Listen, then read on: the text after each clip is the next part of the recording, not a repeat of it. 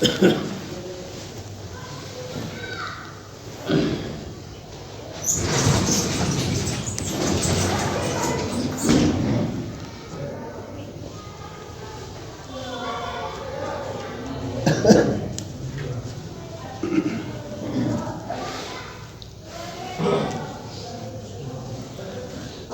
باللہ من الشیطان الرجیم بسم اللہ الرحمن الرحیم وَإِنْ خِفْتُمْ أَلَّا تُقْسِطُوا فِي الْيَتَامَى فَانكِحُوا مَا طَابَ لَكُم مِّنَ النِّسَاءِ مَثْنَىٰ وَثُلَاثَ وَرُبَاعَ فَإِنْ خِفْتُمْ أَلَّا تَعْدِلُوا فَوَاحِدَةً أَوْ مَا مَلَكَتْ أَيْمَانُكُمْ ذَلِكَ أَدْنَىٰ أَلَّا تَعُولُوا وَآتُوا النِّسَاءَ صَدُقَاتِهِنَّ نِحْلَةً فَإِنْ طِبْنَ لَكُمْ عَنْ شَيْءٍ مِّنْهُ نَفْسًا فَكُلُوهُ هَنِيئًا مَرِيئًا وَلَا تُؤْتُوا السُّفَهَاءَ أَمْوَالَكُمُ الَّتِي جَعَلَ اللَّهُ لَكُمْ قِيَامًا وَارْزُقُوهُمْ فِيهَا وَاكْسُوهُمْ وَقُولُوا لَهُمْ قَوْلًا مَّعْرُوفًا صدق اللہ العظیم۔ سورہ نساء کی یہ آیات ہیں جو آپ کے سامنے پڑھی گئی ہیں۔ اس سے پہلے سورہ شروع ہوتی ہے اور 2 آیتیں گزر چکی ہیں۔ ان میں اللہ تعالیٰ نے اپنے تمام بندوں کو اس بات کا حکم دیا تھا کہ اپنے پروردگار سے ڈرو جس نے تمہیں ایک جان سے پیدا کیا اور پھر اس سے اس کا جوڑا بنایا، کہ بے شمار مرد اور بے شمار عورتیں اس دنیا میں اللہ تعالیٰ نے آباد کی، اور اس اللہ سے ڈرو جس کا نام لے کر تم اپنی ضرورتوں کو ایک دوسرے کے سامنے رکھتے ہو، اپنے مسائل لوگوں کے سامنے رکھتے ہو اور سوال کرتے ہو، اور اسی طرح سے رشتے کے متعلق بھی ڈرتے رہنا کہ رشتوں کے پاسدار رہنا، کبھی توڑنے کی بات نہ ہو، کبھی ان کے ساتھ کوئی بدسلوکی نہ ہو، اس طرح کا خیال رشتوں کے متعلق رکھنا۔ اور اللہ تعالیٰ تمہاری نگرانی بھی کر رہا ہے کہ اس نے جو احکامات دیے ہیں، تم کو جو نصیحت کی ہے، اس پر تمہارا عمل کتنا ہے اور تم کہاں تک اللہ تعالیٰ کی فرمانبرداری کرتے ہو۔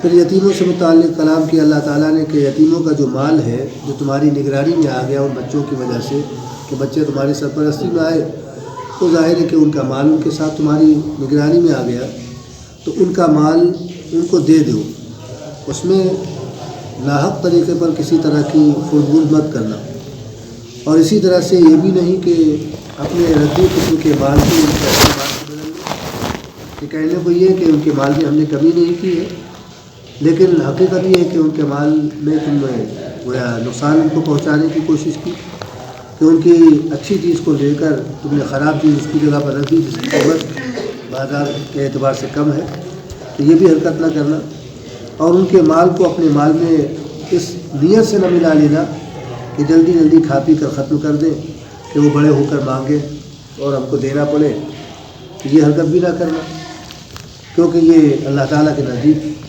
بہت گناہ کی بات ہے، ناراضگی کی بات ہے۔ یہ پچھلی آیات میں اللہ تعالیٰ نے بیان کیا تھا۔ اس صورت میں عموماً معاشرت کی مسائل کو بیان کیا گیا ہے، یعنی انسان پر کیا ذمہ داریاں ہیں، کیا حقوق ہیں، کس طرح سے اس کو رہنا چاہیے، کس کا کیا حق ہے، آگے اسی سے متعلق سارے کلام اللہ تعالیٰ کا آئے گا۔ اب یہاں پر ایک بڑی جو ناانصافی چل رہی تھی عرب جاہلیت میں، اسلام آیا ہی اسی غرض سے ہے کہ جہاں کہیں بھی ظلم ہے، زیادتی ہے، اس کو ختم کیا جائے، امن و امان قائم کیا جائے، جس کا جو حق ہے اس کو وہ حق دیا جائے، اور کوئی بھی اپنے حق سے محروم نہ رہنے پائے، نہ کوئی چھوٹا، نہ کوئی بڑا، نہ کوئی مرد، نہ کوئی عورت، نہ کوئی بوڑھا، نہ کوئی جوان، ہر ایک کو اس کا حق ملنا چاہیے، یہاں تک کہ وہ افراد جو معاشرے کے اندر بالکل دبے کچلے ہوتے ہیں اور جن کا بظاہر کوئی پرسان حال نہیں ہوتا ہے، وہ بھی اپنے حق سے محروم نہ رہنے پائے۔ یہی اسلام کی خوبی اور کمال ہے کہ اس نے ہر ایک کا پورا لحاظ رکھا ہے اور اس کا پورا حق اس کو دلایا ہے، یعنی اس کے حق کی نشاندہی کی ہے۔ چنانچہ یہاں پر یتیموں سے متعلق کلام کیا جا رہا ہے جو کسی کی نگرانی میں آ گئے۔ یتیم ہماری اصطلاح میں وہ کہلاتا ہے، شریعت کی اصطلاح میں بھی یہی، کہ وہ بچہ جو نابالغی کے عالم میں ہو اور اس کا باپ دنیا سے رخصت ہو جائے، یعنی یہ سمجھ لیجیے ایک طرح سے 15 سال سے کم کا بچہ ہے، لڑکا ہے، لڑکی ہے، کوئی بھی، اور اس کا باپ دنیا سے چلا جائے، دنیا سے رخصت ہو جائے، تو وہ بچہ اپنے بالغ ہونے تک یتیم کہلاتا ہے۔ بالغ ہونے کے بعد پھر یتیم نہیں رہتا، یا کسی کا باپ بالغ ہونے کے بعد دنیا سے جا رہا ہے تو ایسے بچے کو یتیم نہیں کہا جائے گا. لا یتیم بعد احتلام، کہ بالغ ہونے کے بعد کوئی بچہ یتیم نہیں ہوتا ہے. یہ انسانوں میں ہے، یعنی انسانوں میں یہ شریعت کا حکم ہے کہ نابالغ اگر کوئی اولاد ہے اور اس کا باپ دنیا سے جاتا ہے تو وہ یتیم کہلاتا ہے. جانوروں میں اس کا الٹا ہے. جانوروں میں یہ ہے کہ جس بچے کی ماں چلی جائے وہ یتیم. بہرحال تو ان کے متعلق کہ ناانصافی نہ ہونے پائے ان کے ساتھ ظلم نہ ہونے پائے. اگر کسی کی نگرانی میں ہے وہ بچہ تو اپنے حقوق کے ساتھ رہے. چنانچہ فرمایا کہ وَإِنْ خِفْتُمْ أَلَّا تُقْسِطُوا فِي الْيَتَامَىٰ، اگر تم اس بات کا اندیشہ محسوس کرتے ہو کہ یتیموں کے سلسلے میں تم انصاف نہیں کر سکو گے، فَانْكِحُوا مَا طَابَ لَكُم مِّنَ النِّسَاءِ مَثْنَىٰ وَثُلَاثَ وَرُبَاعَ، تو نکاح تم ان عورتوں سے کرو جو دوسری ہے دنیا میں بے شمار عورتیں ہیں، ان عورتوں میں سے جو تمہارے لیے مناسب تم کو معلوم ہو، اپنے خیالات کے اعتبار سے، اپنے اخلاق کے اعتبار سے اور تہذیب و تمدن کے اعتبار سے، یا اور جو بھی چیزیں تم مناسب سمجھتے ہو ان میں دیکھ لو، اور 2 عورتوں سے، 3 عورتوں سے، 4 عورتوں سے، یہاں تک تم نکاح کرو. ایک تو اس میں نکاح کی حد مقرر کر دی گئی کہ لوگ نکاح کرتے تھے 10 15 بیویاں نکاح میں ہیں. عرب جاہلیت میں یہ چلتا تھا. تو اسلام نے پہلی تو یہ کوشش کیا بلکہ حکم دیا کہ 4 سے زیادہ نہیں ہو سکتی. ایک وقت میں 4 عورتیں نکاح میں رہ سکتی ہیں، 5ویں نہیں رہ سکتی. چنانچہ اس آیت کے نازل ہونے کے بعد جب طائف کا رئیس غیلان ثقفی اسلام لایا ہے تو اس کے نکاح میں 10 بیویاں تھیں اور سب مسلمان ہو گئی تھیں. اگر مثال کے طور پر مسلمان نہ ہوتی اور کچھ مسلمان ہوتی تو جو مسلمان ہوتی وہ نکاح میں رہتی ہیں، جو مسلمان نہ ہوتی وہ نکاح سے خود ہی نکل جاتی. لیکن ساری عورتیں مسلمان ہو گئی. اور یہ جو سردار تھا غیلان نام کا یہ بھی مسلمان ہوا. نبی کریم صلی اللہ علیہ وسلم کے پاس آیا، اس نے بتایا کہ بھئی ہم اپنی 10 بیویوں کے ساتھ اسلام قبول کر رہے ہیں. تو آپ نے فرمایا ٹھیک ہے، 4 بیویوں کو تم اپنے نکاح میں رکھ سکتے ہو، باقی کو تم چھوڑ دو. چنانچہ اس نے 6 بیویوں کو طلاق دے دی، آزاد کر دیا. اسی طرح سے نوفل بن معاویہ کا معاملہ آتا ہے کہ ان کے نکاح میں 5 بیویاں تھیں. جب یہ آیت نازل ہوئی ان کو علم ہوا تو وہ بھی نبی کریم صلی اللہ علیہ وسلم کے پاس آئے. انہوں نے بتایا کہ اللہ کے رسول میری 5 بیویاں ہیں. آپ نے فرمایا کہ کسی ایک کو چھوڑ دو. انہوں نے بھی ایک کو چھوڑ دیا. تو اس طرح سے حد بندی کی اللہ تعالیٰ نے کہ 4 سے زیادہ بیک وقت نکاح میں نہیں رہیں گی. اور 4 میں بھی یہ شرط لگی ہوئی ہے کہ اعتدال ہونا چاہیے، انصاف ہونا چاہیے، ناانصافی کسی کے ساتھ نہ ہو. اس آیت کا خاص مقصد یہ ہے کہ عرب زمانے میں جاہلیت میں یہ ہوتا تھا کہ جو بچیاں نکاح میں یہ نابالغی کے عالم میں سرپرستی میں آ جاتی تھی، یتیم ہونے کی وجہ سے کہیں چچا کے سرپرستی میں آ گئی، کہیں اور جو دوسرا کوئی رشتہ دار قریب کا ہوتا تھا اس کی سرپرستی میں آ جاتی تھی. تو ان کا ایک طریقہ یہ بھی تھا کہ اگر وہ بچیاں مال والی ہوتی تھی تو بجائے اس کے کہ ان کا رشتہ کہیں اور کریں، ان کے اندر لالچ ہوتی تھی. وہ یہ چاہتے تھے کہ اس کا مال ہمارے ہی پاس رہ جائے، تو وہ خود اس سے نکاح کر لیتے تھے یا اپنے ہی کسی لڑکے کا نکاح کر دیا کرتے تھے. مقصد یہ ہوتا تھا کہ جو کچھ اس کے پاس ہے وہ سب ہمارے ہی پاس رہے، باہر نہ جانے پائے.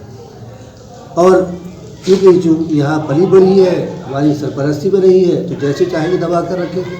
کوئی اس کا پوچھنے والا نہیں، کوئی اس کے بارے میں بات کرنے والا نہیں. مہر جی چاہے گا دیں گے، جی چاہے گا نہیں دیں گے، اور اپنی مرضی کے ساتھ رکھیں گے. کسی طرح کا کوئی دباؤ نہیں ہوگا ہم پر. تو اس کے ساتھ ناانصافی ہوا کرتی تھی. اس پر اللہ تعالیٰ نے فرمایا کہ اگر تم ان بالغ بچیوں سے جو نکاح کر رہے ہو، یہ بالغ بچیوں سے جو نکاح کر رہے، یتیم بچیوں سے نکاح جو کر رہے ہو، اگر تم ان کے ساتھ انصاف نہیں کر سکتے ہو تو ان کو چھوڑو. کیا ضرورت ہے کہ انہیں کو اپنے نکاح میں لو؟ اور دنیا بھر میں بے شمار عورتیں ہیں، ان سے نکاح کرو. 2 ہیں، 3 ہیں، 4 ہیں، جو تم چاہو 4 تک کر سکتے ہو. یہ کوئی ضروری نہیں کہ جس کی تم نے پرورش کی ہو، جو تمہاری نگرانی میں آئی ہو، جو تمہاری سرپرستی میں آئی ہو، تم اسی کے ساتھ نکاح کرو. یہ کوئی ضروری نہیں. تم ان کو دوسروں کو نکاح میں دو تاکہ وہ اپنے حق سے محروم تو نہ ہونے پائے. تمہارے پاس رہیں گی، وہ بیچاری اپنی زبان نہیں کھول پائے گی، اور تمہارا معاملہ یہ ہوگا کہ تم ان کا حق ادا نہیں کرو گے تو وہ اپنے حق سے محروم رہیں گی. تمہاری طرف سے ظلم ہوگا، زیادتی ہوگی. لہٰذا ان کو دوسرے کے نکاح میں دے دو اور تم دوسری عورتوں کو اپنے نکاح میں لے لو. یہاں پر یہ بیان کیا گیا.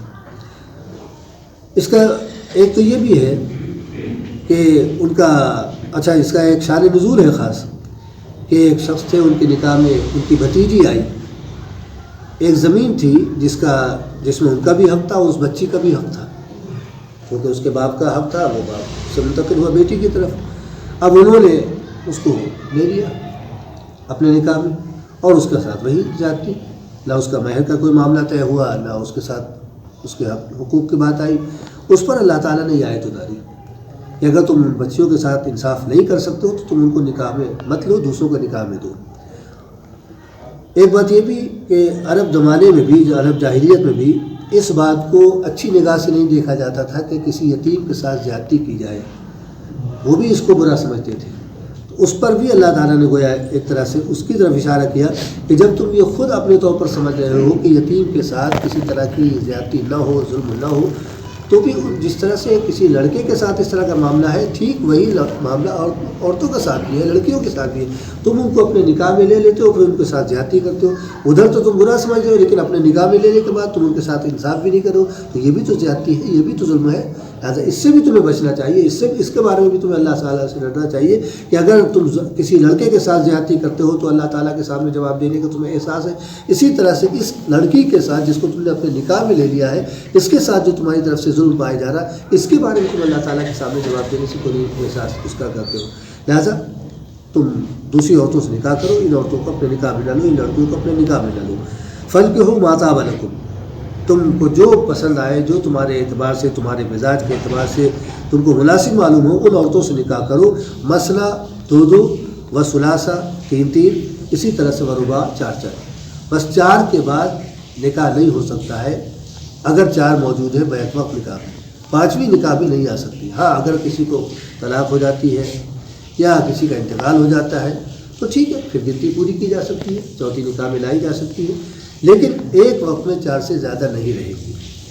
فَإِنْ خِفْتُمْ أَلَّا تَعْدِلُوا، مگر شرط یہ ہے کہ نکاح 4 سے کیا جا رہا ہے یا 3 سے کیا جا رہا ہے، جو بھی کیا جا رہا ہے، ایک سے زائد انصاف ہونا چاہیے، ناانصافی کسی کے ساتھ نہ ہو۔ اور یہ انصاف ان تمام معاملات میں مطلوب ہے جو انسان کے اپنے اختیار میں ہے، جو اس کے اپنے اختیار میں نہیں ہے ان کے سلسلے میں اس کو مکلف نہیں بنایا جائے گا۔ نبی کریم صلی اللہ علیہ وسلم جب آپ کے پاس غلہ وغیرہ آتا تھا خیبر سے یا ادھر ادھر سے کہیں سے، تو اپنے ازواج مطہرات کے لیے بھی آپ اس میں سے جو آپ کا حق تھا وہ لیتے تھے، تو تمام ازواج مطہرات میں برابر برابر تقسیم کرتے تھے۔ اور اس کے بعد آپ اللہ تعالیٰ سے فرماتے تھے اللہم ھذا فیما املک، اے اللہ یہ ان تمام چیزوں میں انصاف کی بات ہے جس کا میں مالک ہوں، جس کا مجھے اختیار ہے۔ فلا تلمنی فیما تملک ولا املک، اس کے بارے میں میری پکڑ نہ کرنا جس کا مالک تو ہے اور میں اس کا مالک نہیں ہوں، وہ میرے اختیار میں نہیں۔ یعنی دل کا معاملہ کہ دل اگر کسی کی طرف زیادہ مائل ہے تو وہ دل تیرے اختیار میں ہے، میرے اختیار میں نہیں ہے، اس سلسلے میں میری پکڑ نہ کرنا۔ ظاہر ہے کہ تمام ازواج مطہرات میں حضرت عائشہ رضی اللہ عنہا سے آپ کو زیادہ لگاؤ تھا، زیادہ محبت تھی بنسبت دوسری ازواج مطہرات کے۔ حالانکہ آپ کا یہ معمول تھا کہ عصر کی نماز کے بعد آپ جتنی بھی ازواج مطہرات تھیں ان کے گھر جایا کرتے تھے، ان سے پوچھا کرتے تھے بھئی کیا ضرورت ہے، بازار جانا ہے ہم کو، ان کو جو ضرورت ہو بتا دو ہم دیتے آئے۔ ہر ازواج مطہرات کو، ہر بیوی کے پاس آپ جاتے تھے اور جو وہ بتاتے تھے آپ لے آیا کرتے تھے۔ تو یہ تو آپ کا وہ معاملہ تھا جس میں آپ کو اختیار تھا۔ اسی طرح سے تقسیم غلے وغیرہ کی، کھجور ہے، اناج ہے، جو بھی ہے، جو بھی آپ کے پاس آیا آپ نے سب کے درمیان برابر برابر تقسیم کر دیا۔ تو یہ اختیاری چیز تھی، لیکن دل کا میلان اگر کسی کی طرف ہے تو اس میں اختیار نہیں ہے۔ اسی لیے آپ نے فرمایا کہ فلا تلمنی فیما تملک ولا املک، اس میں میری پکڑ نہ کرنا جس کا اختیار تجھے ہے، میرے اختیار میں وہ چیز نہیں ہے۔ لہذا جو اختیار کی چیزیں ہیں ان میں ناانصافی اگر ہوتی ہے تو پھر اس میں پکڑ کی جائے گی۔ فَإِنْ خِفْتُمْ أَلَّا تَعْدِلُوا، اگر تم اس بات سے ڈرتے ہو کہ ان بیویوں کے درمیان انصاف نہیں کر سکو گے، فَوَاحِدَةً، تو پھر ایک ہی سے کرو۔ مطلوب اگرچہ اللہ تعالیٰ کے نزدیک یہی ہے کہ ایک سے زائد ہوں۔ خود نبی کریم صلی اللہ علیہ وسلم کا فرمان بھی اسی انداز سے ملتا ہے۔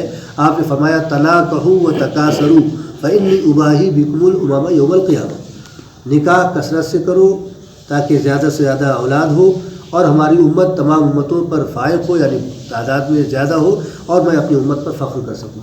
تو ظاہر ہے کہ ایک بیوی اگر نکاح میں ہے تو اس سے زیادہ اولاد نہیں ہو سکتی۔ تو یہ لفظ بتا رہا ہے کہ نکاح مطلوب یہی ہے کہ ایک سے زیادہ ہو۔ یہ ہمارے وہاں کا ایک عجیب مزاج ہے، کیونکہ ہم ہندو معاشرے کے اندر رہ رہے ہیں، ہندوانی معاشرے میں ہیں، اور اس کی بہت ساری چیزیں ہم نے اپنے اندر لے لی، بہت سارے رسم و رواج اس کے ہم نے اختیار کر لیے. ورنہ سچی بات یہ ہے، قرآن بھی آپ کے سامنے ہے، احادیث میں بھی اسی بات کا تذکرہ ہے کہ مطلوب اللہ اور اس کے رسول کے نزدیک یہی ہے کہ نکاح ایک سے زیادہ ہو. ہمارے وہاں کا معاملہ یہ ہے کہ نکاح تو بہت دور کی بات ہے، سوچنا بھی گویا حرام، ورنہ مصیبت کھڑی ہو جاتی ہے. بہرحال یہ مزاج شریعت کے اعتبار سے تو بدلنے کی ضرورت ہے واقعی. تو فَإِنْ خِفْتُمْ أَلَّا تَعْدِلُوا، اگر تم کو اس بات کا اندیشہ کہ انصاف نہیں کر سکو گے، فَوَاحِدَةً، تو پھر ایک ہی کرنا، کیونکہ پھر اس میں انصاف کا معاملہ نہیں، بھائی جو کچھ ہے اسی کا ہے. لیکن اگر 2 ہیں یا 3 ہیں تو پھر آپ کے پاس جو کچھ ہے اس میں برابر برابر سب کا حق ہے. اس اعتبار سے آپ کیجیے. آپ نے کسی کو جوڑا لا کر دیا تو پھر ذمہ داری ہے کہ دوسری یا تیسری جو بھی ہے، جتنی بھی ہے، ان سب کے ساتھ آپ اس طرح کا سلوک کیجیے، اسی معیار کا لا کے دیجیے. جس معیار کا ایک گھر میں آپ کھانا پکوا رہے ہیں، اسی معیار کا دوسرا یا تیسرا جو بھی آپ کا گھر ہے اس میں بھی کھانا اسی انداز سے پکوائیے. جو چیز آپ یہاں پر لا رہے ہیں اسی انداز سے وہ چیزیں دوسرے کو بلا کر دیجیے.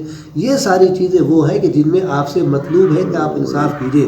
اگر نہیں کرتے ہیں تو اللہ تعالیٰ کی وہاں پکڑ ہوگی. بلکہ رسول اللہ صلی اللہ علیہ وسلم نے فرمایا ہے کہ قیامت کے دن ایسے شخص کا ایک مونڈھا گرا دیا جائے گا جس نے اپنی بیویوں کے درمیان انصاف نہیں کیا ہوگا. جس نے ناانصافی کی ہوگی اس کے شالی کو گرا دیا جائے گا. یہ پہچان ہوگی اس بات کی کہ اس نے اپنی بیویوں کے درمیان انصاف نہیں کیا. ساری مخلوق دیکھے گی، جتنے بھی لوگ ہوں گے سب دیکھیں گے، اور بڑی رسوائی کی بات ہے. لہذا ایک سے زائد ہونے کی صورت میں انصاف بنیادی چیز ہے.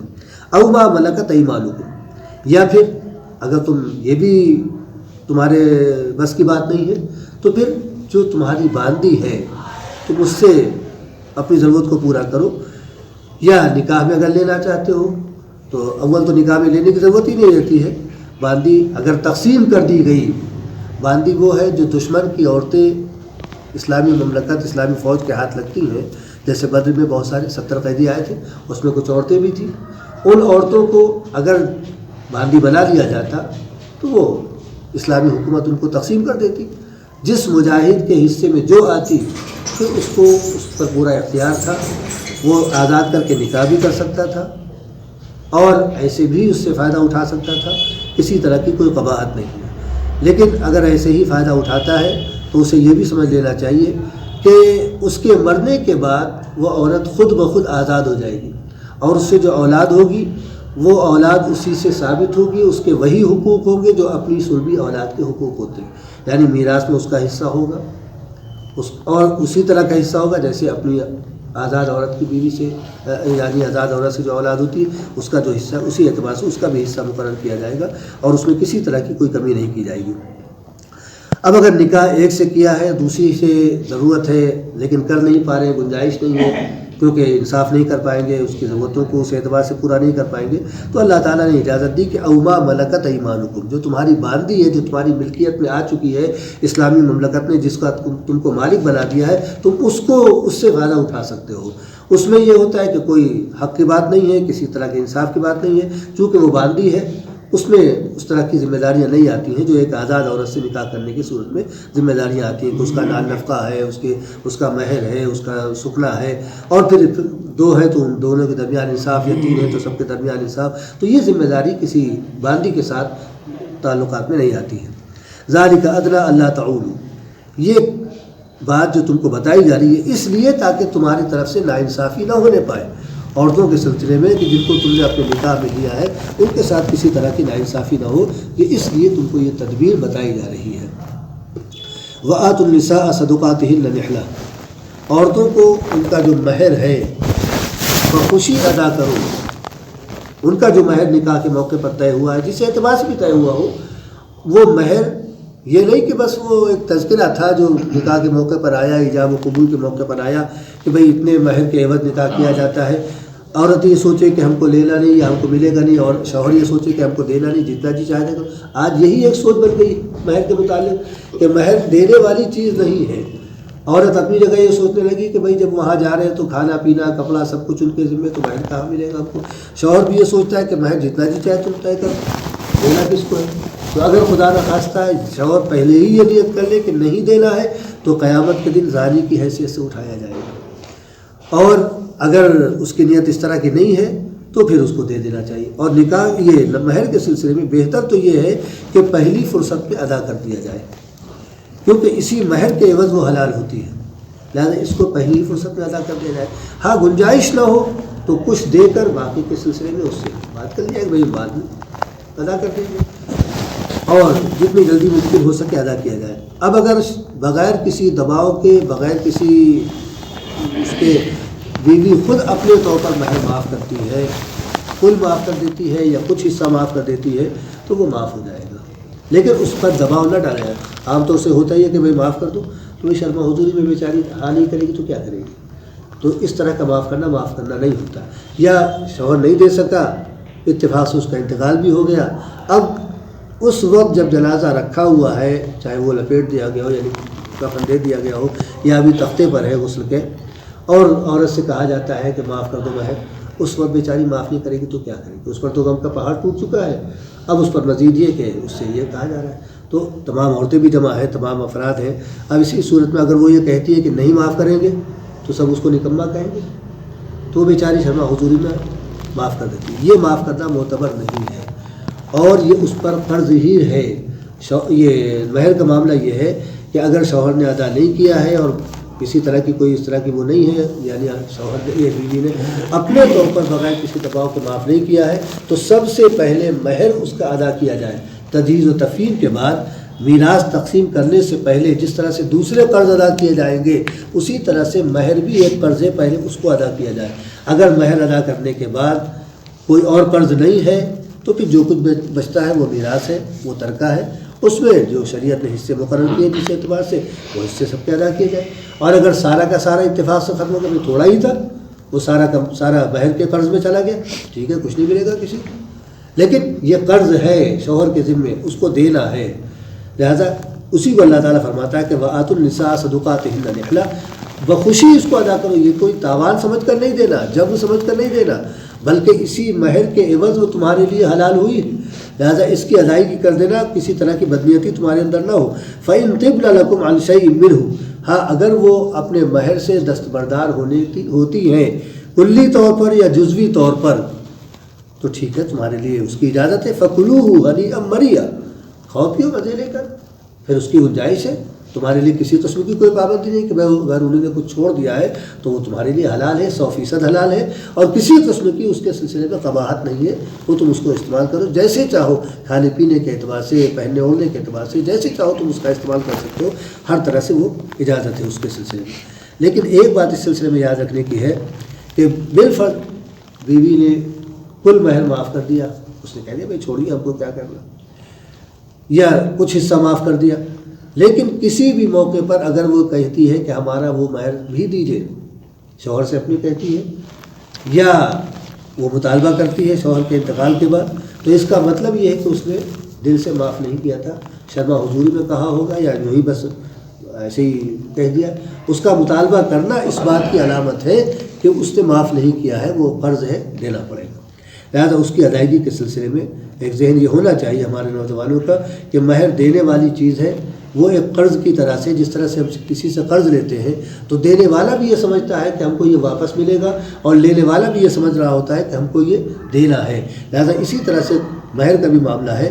اس میں بس آپ کو سہولت یہ دی جاتی ہے کہ آپ کو فوراً نہیں ادا کرنا ہے، مؤجل ہے، یعنی اس میں آپ کو مہلت دی گئی ہے، آپ اپنی سہولت کے اعتبار سے ادا کریں. معجل ہوتا تو فوراً ادا کرنا ہوتا، لیکن وہ معجل ہے، آپ اپنی سہولت کے اعتبار سے ادا کیجیے. لیکن جس طرح سے دوسرے قرضوں کا معاملہ ہے کہ جتنی جلدی ادا ہو جائے، انسان یہی سوچتا ہے کہ بھائی اللہ تعالیٰ کے وہاں مقروض نہ پہنچے.